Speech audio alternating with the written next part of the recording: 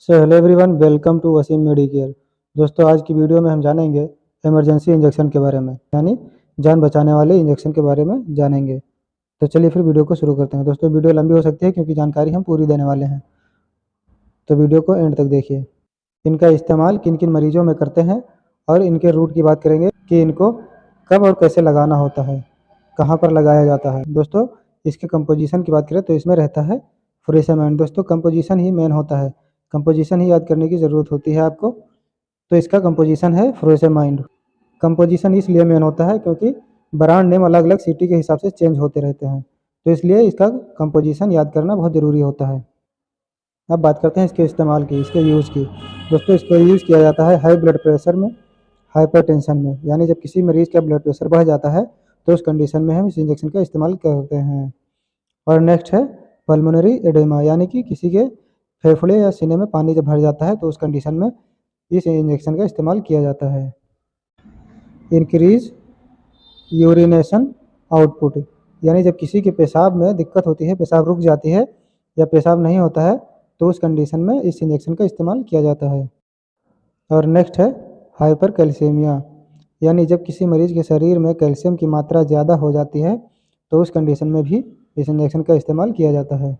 तो चलिए अब जब बात करते हैं इसके साइड इफ़ेक्ट की, तो दोस्तों इसके साइड इफ़ेक्ट हैं मुंह का सूख जाना, ड्राई माउथ, और है हेडेक यानी सर दर्द होना, ये इसके साइड इफ़ेक्ट हैं। शरीर में पानी की कमी होना, डिहाइड्रेशन होना, वीकनेस यानी कमजोरी होना। और नेक्स्ट है रूट, यानी आईएम और स्लो आईवी इसको दे सकते हैं।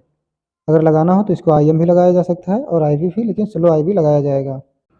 नेक्स्ट है डायजेपाम इंजेक्शन, जो कि लोरी ब्रांड नेम से मार्केट में फेमस है।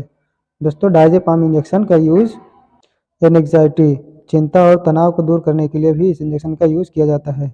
और नेक्स्ट है मिर्गी, यानी एपिलेप्सी में भी इसका यूज़ किया जाता है।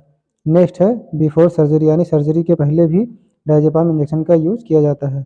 नेक्स्ट है मांसपेशियों में ऐठन, यानी मांसपेशियों के ऐठन में भी इस इंजेक्शन का यूज़ किया जाता है। मांसपेशियों के ऐठन में भी इस इंजेक्शन का यूज़ किया जाता है। आइए जान लेते हैं इसके रूट के बारे में कि इसे किस माध्यम से हम देते हैं। तो इसको आईएम और स्लो आईवी लगाया जाता है।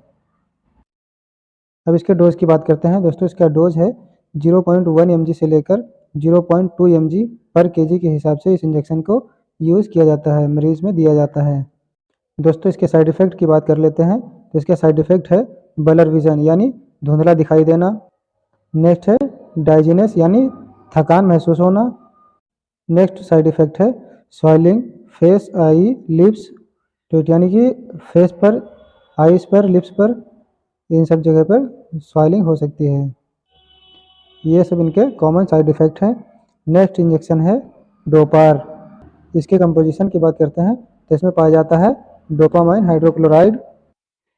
इसका यूज़ किया जाता है लो ब्लड प्रेशर यानी हाइपोटेंशन, हाइपोटेंशन यानी कि लो ब्लड प्रेशर में जब किसी मरीज़ का बीपी लो हो जाता है तो उस कंडीशन में इस इंजेक्शन का यूज़ किया जाता है। नेक्स्ट यूज़ है हार्ट फेलियर, यानी कि जिस मरीज़ को हार्ट अटैक आता है तो उस कंडीशन में भी इस इंजेक्शन का यूज़ किया जाता है। दोस्तों, इसके रूट की बात करें तो ये ओनली आईवी यूज़ किया जाता है, यानी इंट्रावेनस इसको यूज़ किया जाता है। और इसके डोज की बात करें तो ये 2 से 10 mcg पर केजी पर मिनट के हिसाब से इसका डोज डॉक्टर देते हैं। और हाँ, इस इंजेक्शन को देने के लिए एनएस में डाइल्यूट करते हैं, फिर इन्फ्यूज़न पंप में लगाकर इस इंजेक्शन को दिया जाता है। इन्फ्यूज़न पंप के ऊपर टाइमिंग सेट करके फिर उसी के हिसाब से इस दवा को आराम से लगाया जाता है। और इसके साइड इफ़ेक्ट की बात करें तो इसमें चेस्ट पेन, यानी छाती में दर्द हो सकता है। हार्ट बीट इरेगुलर, दोस्तों इसमें हार्ट बीट इरेगुलर हो सकता है, यानी कि बढ़ भी सकता है और कम भी हो सकता है। और नेक्स्ट है नोजिया, वोमिटिंग। और नेक्स्ट है एंग्जाइटी, यानी कि चिंता और तनाव हो जाता है इस इंजेक्शन से। नेक्स्ट इंजेक्शन आता है ट्रेनेक्जा। ट्रेनेक्जा इंजेक्शन दोस्तों इसकी कंपोजिशन की बात करें तो इसमें आता है ट्रेनेक्जामाइक एसिड। और इसके यूज़ की बात करें तो इसको यूज़ किया जाता है दुर्घटना के दौरान खून निकलने पर, यानी कि किसी मरीज़ का एक्सीडेंट हो जाए और उस कंडीशन में जब ब्लड निकलता है, जल्दी बंद नहीं होता है, तो उस दौरान इस इंजेक्शन का यूज़ किया जाता है ताकि उसका खून बहना बंद हो जाए। नेक्स्ट आता है पीरियड में ज़्यादा खून बहना, यानी जब पीरियड आता है तो उस टाइम जल्दी अगर ब्लड बंद नहीं होता है तो उस कंडीशन में भी इस इंजेक्शन का इस्तेमाल किया जाता है। नेक्स्ट आता है डेंटल सर्जरी। दोस्तों डेंटल सर्जरी यानी दांत की सर्जरी में भी इस इंजेक्शन का इस्तेमाल किया जाता है। नेक्स्ट आता है आई सर्जरी यानी आँख की सर्जरी के दौरान भी इस इंजेक्शन का इस्तेमाल किया जाता है, क्योंकि दोस्तों आँखों के अंदर जो नब्ज होती है वो बहुत पतली होती है, तो ब्लड निकलने के चांसेस ज़्यादा रहते हैं, इसलिए आँख की सर्जरी के दौरान भी इस इंजेक्शन का इस्तेमाल किया जाता है। नेक्स्ट आता है पाइल्स ब्लीडिंग यानी बवासीर में खून निकलना। किसी मरीज़ को अगर बवासीर है, खूनी बवासीर होता है, तो उसको जब खून बहता है तो उस कंडीशन में भी इस इंजेक्शन का इस्तेमाल किया जाता है। नेक्स्ट आता है नोज़ल ब्लीडिंग यानी नाक से खून निकलने पर भी इस इंजेक्शन का इस्तेमाल किया जाता है। दोस्तों कभी-कभी क्या होता है कि इस इंजेक्शन का इस्तेमाल टीबी के मरीजों में भी किया जाता है। उसमें क्या होता है कि जब खांसी आती है तो खांसी के साथ-साथ खून आते हैं, तो उस खून को रोकने के लिए ट्रेनेक्सा इंजेक्शन का इस्तेमाल किया जाता है। सो दोस्तों अब बात करते हैं इसके रूट की। तो दोस्तों ये आईवी इंजेक्शन लगाया जाता है, इंट्रावेनस इंजेक्शन लगाया जाता है। दोस्तों अगर इसके डोज की बात करें तो इसको 500 mg ओडी दिन में एक बार दिया जाता है। इसके साइड इफ़ेक्ट की बात करें तो इसमें सर दर्द यानी हेडेक होना, नोज़िया, वोमिटिंग, उल्टी और मतली होना और ईचिंग बदन में खुजली होना, ये इसके कॉमन साइड इफ़ेक्ट होते हैं। तो अगला इंजेक्शन है स्पैस्मोनॉर्म। दोस्तों इसके कंपोजिशन की बात करें तो इसमें आता है कोमाइलोफेन डिहाइड्रोक्लोराइड एंड डाइक्लोफेनेक सोडियम। दोस्तों इसके यूज़ की बात करें तो इसको यूज़ किया जाता है एब्डोमिनल पेन यानी पेट दर्द होने पर इस इंजेक्शन का इस्तेमाल किया जाता है, और स्टोन पेन यानी पथरी का दर्द होने पर भी इस इंजेक्शन का इस्तेमाल किया जाता है। दोस्तों इसके रूट की बात की जाए तो ये ओनली आईएम यानी कि सिर्फ इसको मांस में लगाया जा सकता है। सो दोस्तों इसकी साइड इफ़ेक्ट की बात करें तो इसमें आता है हार्ट बर्न यानी सीने में जलन हो सकता है, नोज़िया एंड वोमिटिंग यानी मतली और उल्टी हो सकती है। नेक्स्ट आता है लॉस ऑफ एपेटाइट यानी भूख का कम लगना, ये इसके कॉमन साइड इफ़ेक्ट होते हैं। सो दोस्तों अब बात करते हैं अगले इंजेक्शन की। तो अगला इंजेक्शन है पेंटोप्राजोल। पेंटोप्राजोल इसका कंपोजिशन होता है और इसका ब्रांड नेम है पेंटॉप। दोस्तों इसका यूज़ किया जाता है to treatment of gas in stomach यानी दोस्तों इसको गैस की समस्या को दूर करने के लिए इस इंजेक्शन का इस्तेमाल किया जाता है। और इसके रूट की बात की जाए तो इसका यूज़ किया जाता है सिर्फ आईवी यानी इसको केवल नस में लगाया जा सकता है, और इसके साइड इफ़ेक्ट हैं हेडेक और डिजीनेस, ये इसके कॉमन साइड इफ़ेक्ट हैं। नेक्स्ट इंजेक्शन आता है दोस्तों हाइड्रोकॉर्टिसोन इंजेक्शन। हाइड्रोकॉर्टिसोन इंजेक्शन का यूज़ किया जाता है एलर्जिक रिएक्शन में, इन्फ्लामेशन में और अर्थराइटिस पेशेंट में।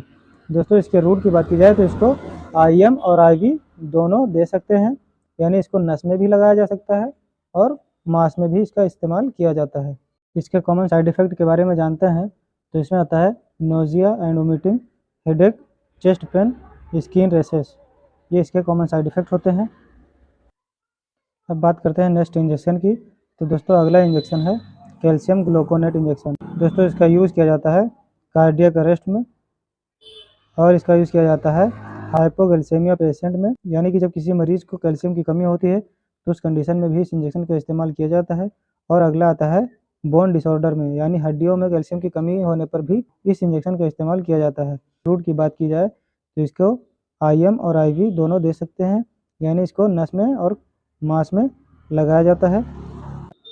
अगला इंजेक्शन आता है दोस्तों फेनार्गान इंजेक्शन। फेनार्गान इंजेक्शन के कंपोजिशन की बात करें तो इसमें आता है प्रोमेथर्जिन हाइड्रोक्लोराइड। इसका यूज़ किया जाता है नोज़िया एंड वोमिटिंग यानी मतली और उल्टी को रोकने के लिए इस इंजेक्शन का इस्तेमाल किया जाता है। और नेक्स्ट है मोशन सिकनेस, यानी आपको उल्टी का मन हो रहा है, ऐसा लगता है, तो उस कंडीशन में भी इस इंजेक्शन का इस्तेमाल किया जाता है। नेक्स्ट आता है बिफोर सर्जरी, यानी सर्जरी से पहले भी इस इंजेक्शन का इस्तेमाल किया जाता है। नेक्स्ट है आपका सेडेशन, यानी कि निद्रा में लाने के लिए भी इस इंजेक्शन का इस्तेमाल किया जाता है।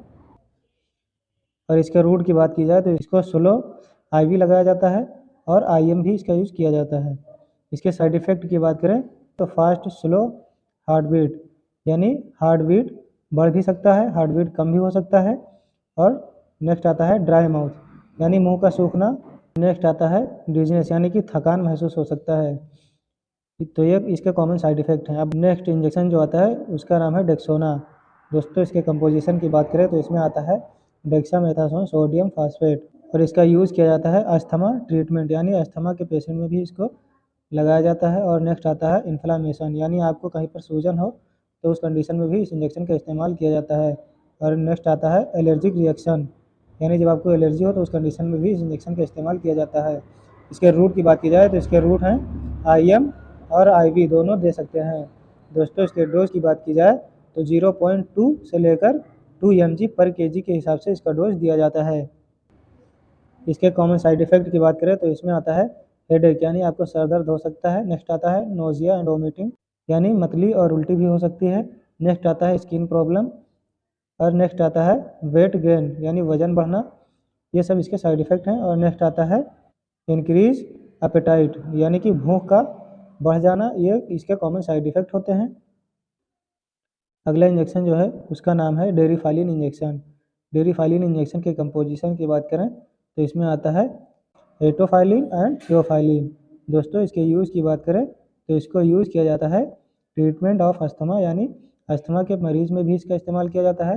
और नेक्स्ट आता है COPD। COPD एक तरह की बीमारी होती है जो कि अस्थमा के जैसी होती है। इसमें सांस फूलने लगते हैं और खांसी भी आती रहती है, तो उस कंडीशन में भी इस इंजेक्शन का इस्तेमाल किया जाता है। नेक्स्ट आता है क्रोनिक ब्रोंकाइटिस। दोस्तों क्रोनिक ब्रोंकाइटिस को ट्रीट करने के लिए भी इस इंजेक्शन का इस्तेमाल किया जाता है। इसके डोज की बात करें तो 110 mg OD इन 24 आवर्स, यानी 24 घंटे में 110 mg एक टाइम इसको दिया जाता है। इसके साइड इफ़ेक्ट की बात करें तो इसमें आता है डिजनेस और हेडेक और रेडनेस, यानी आपको सर दर्द हो सकता है और स्किन पे रेडनेस हो सकता है और आपको थकान महसूस हो सकता है। ये इसके कॉमन साइड इफ़ेक्ट हैं। अब बात करते हैं अगले इंजेक्शन की। अगला इंजेक्शन है ओंडेंसेट्रान।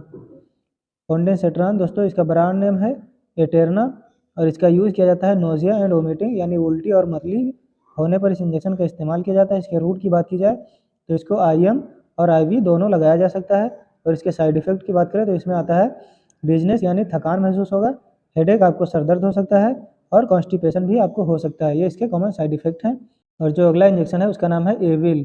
दोस्तों इसके कंपोजिशन की बात करें तो इसमें होता है फेनिरामाइन माइलेट और इसका यूज़ किया जाता है एलर्जिक रिएक्शन में और फूड एलर्जी में।